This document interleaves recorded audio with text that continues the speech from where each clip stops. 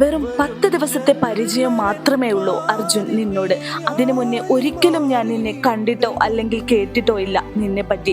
പക്ഷേ ഈ 10 ദിവസം കൊണ്ട് നീ എൻ്റെ ആരൊക്കെയോ ആയി എന്നതാണ് സത്യം.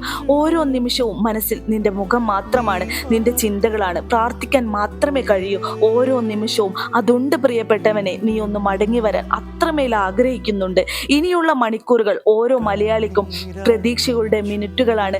വെള്ളത്തിന്റെ അടിയിൽ ആ പുഴയിൽ ഒരു മനുഷ്യന് 10 ദിവസം ജീവനോടെ ഇരിക്കാൻ പറ്റുമോ എന്ന് ഞാൻ വിശ്വസിക്കുന്നില്ല. എനിക്കെന്നല്ല, ലോകത്ത് ആർക്കും അത് വിശ്വസിക്കാൻ പറ്റില്ല അങ്ങനെ. പക്ഷേ കോടിക്കണക്കിന് വരുന്ന ആളുകളുടെ പ്രാർത്ഥന ഒരു പക്ഷേ ദൈവം കേൾക്കാതിരിക്കില്ല എന്ന ആത്മവിശ്വാസം മാത്രമാണ് ഇപ്പോൾ എനിക്കുള്ളത്. ഓരോ മലയാളിയുടെയും മനസ്സിൽ ഈ നിമിഷവും അർജുനെ നീ ഒരു ചിരിയോടെ മുകളിലേക്ക് വരും എന്നുള്ള പ്രതീക്ഷയാണുള്ളത്. കാരണം നിന്നെ അത്രമേൽ ഈ നാട് സ്നേഹിക്കുന്നുണ്ട്.